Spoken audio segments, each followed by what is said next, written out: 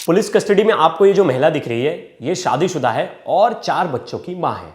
इसने किया क्या है? इसने अपने बॉयफ्रेंड का कत्ल करवा दिया अपने पति से ही, और कत्ल करने के बाद उसके बॉडी के 4 पार्ट्स किए। उसका धड़ अलग कर दिया, उसका हाथ पैर अलग कर दिए और डेड बॉडी को पेट्रोल से जला दिया और नदी किनारे फेंक दिया। अचानक एक दिन एक मछुआरे को वो दिखता है, कंकाल दिखते हैं डेड बॉडी के, तो वो पुलिस को कंप्लेन करता है।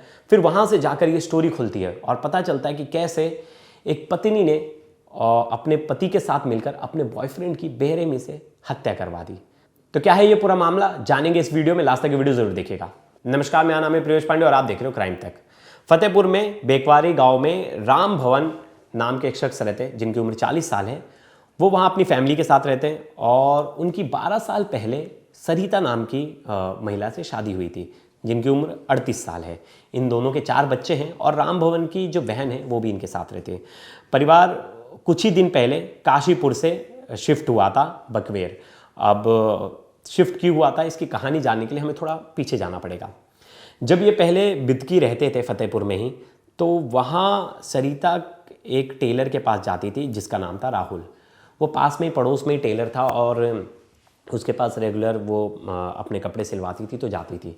अब वो कपड़े के नाप लेता था। धीरे धीरे उन दोनों के बीच में नज़दीकियाँ बढ़ने लगी और दोनों दोस्त अच्छे बन गए। धीरे धीरे दोस्ती प्यार में तब्दील हो गए और दोनों अफेयर में आ गए। काफ़ी साल, 4 साल तक ये अफेयर चला और सरिता के जो पति हैं राम भवन, उन्हें ये चीज़ पता चल गई। उन्होंने चैट्स पढ़ लिए, उन्होंने उनकी फ़ोटोज़ देख ली और उन्होंने ये डिसाइड किया कि अब हम इस एरिया में नहीं रहेंगे। फिर उन्होंने उस एरिया को छोड़ दिया और 15 किलोमीटर दूर जाकर रहने लगे। सब कुछ सही चल रहा था, 3-4 साल से सब बढ़िया चल रहा था। लेकिन कुछ दिन पहले ही थोड़ी सी सरिता की जो एक्टिविटी थी वो संदिग्ध लगने लगी। वो आपस से मोबाइल फ़ोन में बिज़ी हो गई, वो मोबाइल फ़ोन यूज़ करने लगी और कहीं ना कहीं जो उनके पति थे राम भवन, उन्हें वापस से शक आ गया कि कुछ तो गड़बड़ है, कुछ सही नहीं है।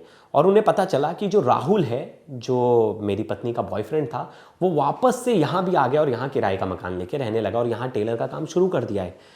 अब वो धीरे धीरे अपनी पत्नी पर नज़र रखा तो उसने देखा कि वो उसी से बात करती है। उसका मोबाइल एक दिन चुपके से ले लिया और देखा कि वो तो उसी से अभी भी बात करती है और दोनों के बीच में बातचीत चल रही है। अब उसने अपनी पत्नी को अपने सामने बिठाया और बोला कि अब बता करना क्या है, या तो मुझे छोड़ दे या तो उसके साथ चली जा। पत्नी से उसका फ़ैसला पूछा कि तुझे मुझे मेरे साथ रहना है या उसके साथ। तो पत्नी ने लास्ट में डिसाइड किया कि नहीं, मुझे आपके साथ रहना है, मुझे उससे पीछा छुड़ाना है। तो पति बोलता है जैसा मैं बोल रहा हूँ वैसा करना पड़ेगा। और दोनों राज़ी हो जाते हैं और दोनों यहाँ से प्लानिंग करते हैं राहुल के मर्डर का। तो ये कहते हैं कि तू उसे घर पे बुला, बोल कि घर पर कोई नहीं है, तू हमारे घर आ जा। और 8 जुलाई की रात 12 बजे जो ये सरिता है वो उसे फ़ोन करके बुलाती है कि तुम घर आ जाओ, घर पर कोई नहीं है, मैं तुम्हारा वेट कर रही हूँ। अब राहुल अपनी बाइक लेकर तुरंत जाता है घर पर और वहाँ पहुँचता है। जैसे ही दरवाज़ा बंद करता है, दरवाजे के पीछे उनका पति छुपा होता है और उसे जोर का सर पर मारता है। वो गिर जाता है। उसके बाद उसका हाथ पकड़ लेती है सरिता और उसका गर्दन दबा देता है इसका पति राम, और वो जगह पर ही उसकी मौत हो जाती है।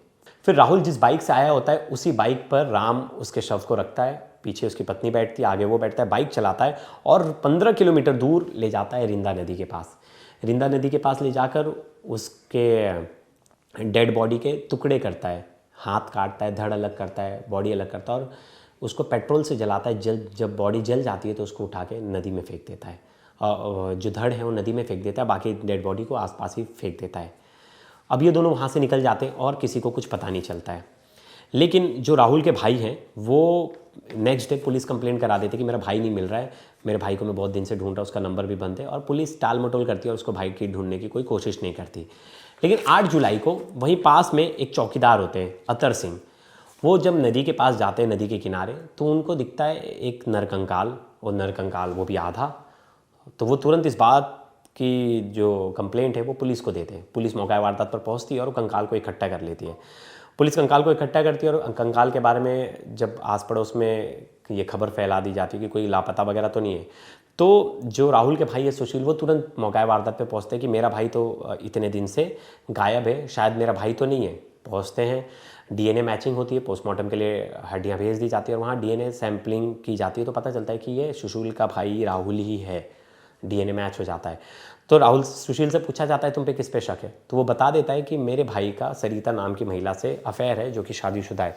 पुलिस तुरंत उसके कॉल रिकॉर्ड्स खंगालती है राहुल के, और पुलिस एक्टिव हो जाती है। तो पता चलता है लास्ट कॉल सुशील ये सरिता ने ही किया था राहुल को, और पुलिस सरिता को अरेस्ट कर लेती है। उससे पूछताछ करती है, कड़ी पूछताछ करती है, तो वो सब सच बता देती है। बताती है कि हमारा कई साल से अवैध संबंध चल रहा था, मेरे पति को इसकी जानकारी हो गई, मेरे पति को ये सब कुछ पता चल गया, और वो मेरे लिए ही अब मैं जहाँ रह रही थी बिदकी, इसी गांव में आया था, शिफ्ट हुआ था, और वो टेलर का काम कर रहा था। जब मैं जाती थी तो हम दोनों के बीच में दोस्ती हो गई थी, दोस्ती प्यार में बदल गई थी, और मैं अपने पति से छुप छुपा के उसके साथ रिलेशनशिप में थी। लेकिन कैसे मेरे पति को इन सब चीज़ों के बारे में जानकारी हो गई। फिर उन्होंने बोला कि डिसाइड करो किसके साथ रहना। फिर मैंने सोचा मेरा पति मेरा जीवन साथी है, मेरे बच्चे हैं, तो मैंने उनके साथ रहने का फ़ैसला किया, और हम दोनों ने प्लान बनाया इसकी हत्या का। और मैंने हत्या करके उसकी पहचान ना हो पाए, इसलिए हमने उसकी शव को टुकड़े करके हमने उसे जला दिया, और हमने उसे नदी किनारे फेंक दिया।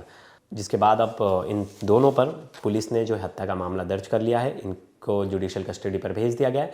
आने वाले टाइम में देखना होगा चार्जशीट में और क्या कुछ चीज़ें निकल कर सामने आती है, और इन्हें कोर्ट कितनी सज़ा देती है। दोस्तों, इस वीडियो पर आपकी क्या राय है ज़रूर कमेंट कीजिएगा। तब तक के लिए धन्यवाद।